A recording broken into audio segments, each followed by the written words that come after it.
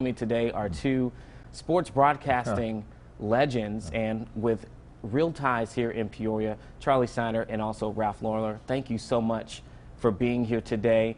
I want to go ahead and ask your reason for being here. There's a big event happening at Bradley University, if you can kind of speak to that. That begins tomorrow. All day tomorrow we have panel discussions on sports, media issues.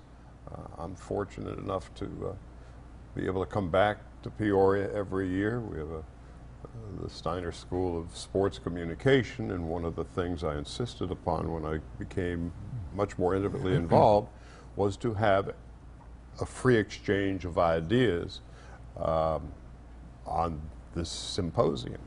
And then at the end of the night, Ralph and I will sit around and bat the breeze a little bit, kind of a knockoff of Actors Studio, and we'll talk about stuff. So this is going to be our 5th year with the symposium, and it's really a highlight of the year for me. And for you started off, just for both of you, you started off Bradley University. Mm-hmm. Both of you got your starts here in Peoria. You attended Bradley. Ralph, you're from Peoria, and have gone on now big time within LA sports in particular, with the Dodgers and then also with the Clippers. Can you talk about how much of an impact, Ralph, I'll start with you, that Peoria played in your role, in your journey of 40 years with the Clippers, how much Peoria played in your role in your career? I could not possibly overstate it, I don't think. 60 years in broadcasting began right here in this town and peaking at WSIV radio station and WIRL and WMBD.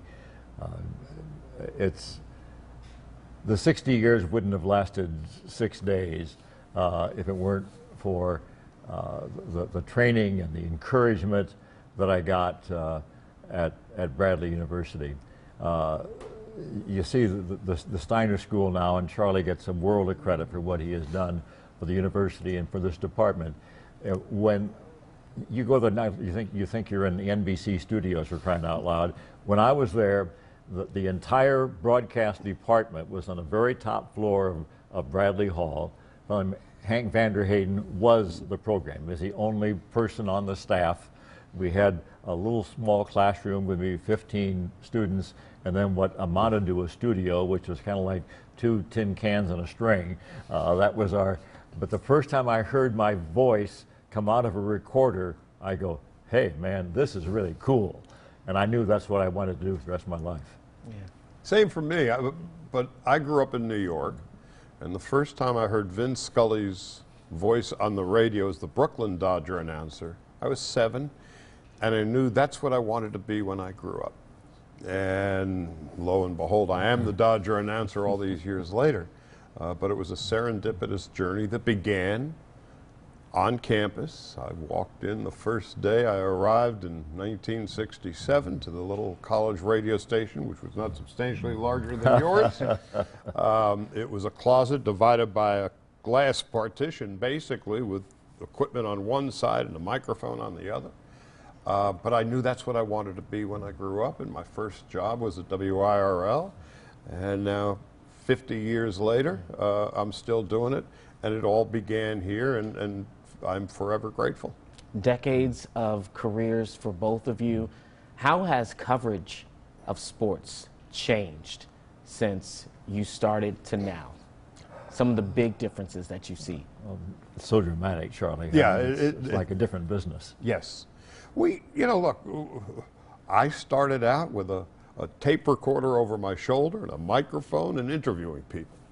End of story. Then you went back to the studio, you edited, and you created a story. When we started, FM had classical music, not classic rock, classical music. Classic rock was played at the Bradley station when it was new. There was no internet. There was, no cell phones. No, nothing. So you went on the air, you did your stuff, and you went home. All of this other stuff that has changed exponentially over the last half century. It makes us sound, I think, you know, like, talk about old codgers. We feel like Thomas Edison or something. It's only different in every conceivable manner. And that's part of what so much joy I get out of the school, is that we don't know where this industry is going. We know where it's been. We could never have imagined when I was a kid here that we'd get information on the telephone in our hip pocket, as opposed to just turning on the 6 o'clock news, the 11 o'clock news. And when I was at Sports Center, we didn't compete with the internet. We had a show every night. So it's changed in only every conceivable manner. And that's not to say that it's better or it's worse. It is just different. Time marches on, and I don't think you're nearly as aware of that when you're in the middle of it as us, my career being over, Charlie on the autumn of his years as a broadcaster. You look back and, oh my God, things are really different. And it's exhausting to try to catch up with it. It really is. One of the things that has been a really big talker in coverage of sports is, does politics belong in sports coverage? Right now you have new ownership of a media site, Deadspin, that's saying that they can, you know, well, they try to come back now and say they can cover politics if it connects to sports, but at first it seemed like you couldn't. A lot of people have quit that job. ESPN, notably as well, has had a lot of pushback from even employees of the company saying, hey, where do we stand in covering politics? You have the situation that just happened with China and NBA just happened. It's really still going on. For two veterans, and you've seen this business change, do you have any thoughts on politics in sports journalism? Ideally, I think it should be like separation of church and state, but there's now a confluence, and it's unavoidable, I guess, that they do cross each other's paths, but it's too bad. Sports used to just be, it was a way to get away from the everyday problems of your life. We can just have some fun, like go to recess and have a good time following our favorite sports team. I grew up here as a Chicago Cub fan, lived and died with every Cub result, and died more often. Yeah, I was going to say. And then came the Clippers. Yeah. So I kind of had some experience, at this. But I never thought anything about politics or the world. It was just the Cubs are my place to go hide, and Bradley basketball as well when I was a kid. But now it's all one. Again, what we do as play-by-play announcers, we call a game, as opposed to those who are behind a studio or behind a set, or those who are writing on the internet, web pages and the like. So what we do is a little bit different. And when I'm doing a Dodger game, here's the pitch, 2-2. Do you believe what Senator said? You don't go there. So I'm totally with Ralph on separation of church and state. My career began in Peoria, basically doing news, and to Davenport, New Haven, Hartford, Cleveland, all basically news with some sports tied in. And it never occurred to me then that you could really,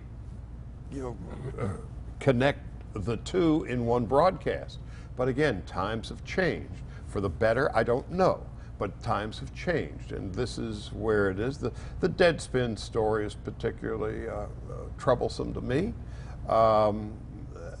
Again, when we started, there were very few radio stations. There were 3 television networks, and we went out and did what we did for a living. Now, there are so many different outlets, on the air, off, over time and over space, as opposed to networks. So it's all changed. I personally, and I tell folks all the time, I don't care about what I think half the time. Do I need to share that with others? I will be happy to cover a story, an event, based on whatever experience that I have. But beyond that, the political stuff, I really prefer to leave behind. What about right now in Illinois? California's already passed it through. Oh, yeah. The idea to pay college athletes, right now it's that they would be allowed to be compensated for endorsements and their image. Do either of you think that that is a good idea when it comes to the NCAA and whether or not athletes deserve to be compensated? We're different sides of this one, Charlie and I. I think it's a good idea because it takes stuff out of the back room, out of the gamblers' pockets, to let your dad was a professional athlete. All the stories I've heard from UCLA to any school you want to pick in the country, the kids come in 18 years old, fresh out of high school for a recruiting trip, and they got boosters just jamming money into their pockets. You want girls, you want money, you want whatever you want, and that to me is awful. I think there's no place for that in college sports, but it has been a part of college sports. Now it's okay, you're a good quarterback, you're a good pitcher, you're a good ball handler in basketball and shot maker. We're going to give you some money when they make millions of dollars, the big schools do, millions of dollars. And the kids should get a chance to get something out of that, I think. And on the other side of the mirror, who gets the money and who doesn't? If you're a starting quarterback, you get X number of thousands of dollars. If you're a third string pulling guard, you get nothing. If you're a baseball player who can hit home runs and another kid who hits 175, he gets nothing. What is the salary structure? And where I again veer off a little bit from Ralph, there's still going to be folks who are recruiting or going to be stuffing bills in the back pocket of desirable student athletes. So I don't know that there's a right answer, but I'm not sure just paying, again, who gets paid and who doesn't. That to me is the overriding issue. All right, my last question to both of you. You expressed that Charlie's in the autumn of his career, but Ralph, you're retired now. But I'm deep into winter. Deep into winter. But you have to shovel snow then. Both of you obviously have been able to watch, we talked about it, the change of journalism in sports throughout the decades. But where do you see it going? Do you have any idea of where it could go? Truly, that's why I have a school. I learn more from the students than I think they do from me. I don't know. Who could have possibly imagined that our world revolves around a telephone inside our pocket? Even 15 years ago, it was unimaginable. Oh, yeah. It was a big deal when there was a color TV set in somebody's house in our neighborhood. Now there's color TV in your hip pocket. Where is it going? I have no idea. You know, we're just along for the ride. We're the caboose on the train. I mean, television has changed everything in our business because of the money that television generates for rights for the teams and the leagues, and now you've got Amazon and Google who are just scratching the surface of what impact they're going to have on how people consume sports on TV or internet or in their pocket and streaming. The battle for streaming with Netflix and all the others now and Apple TV Plus, it's going to be a bitter battle, and nobody can tell how that's going to come out in the wash. It's an infinite world. Oh yeah. And we're just beginning to tap into wherever it is going. I have no idea, and anybody who does is full of hooey. Yeah. Well, gentlemen, Charlie Steiner, broadcaster for the Los Angeles Dodgers, and then Ralph Lawler, longtime broadcaster as well for the Los Angeles Clippers. We appreciate both of you for coming in, both giving back to where it all started for the symposium that starts tomorrow at 9 a.m. And we're happy to be coming back. Absolutely. At Bradley University. Thank you as well. Thank you so much.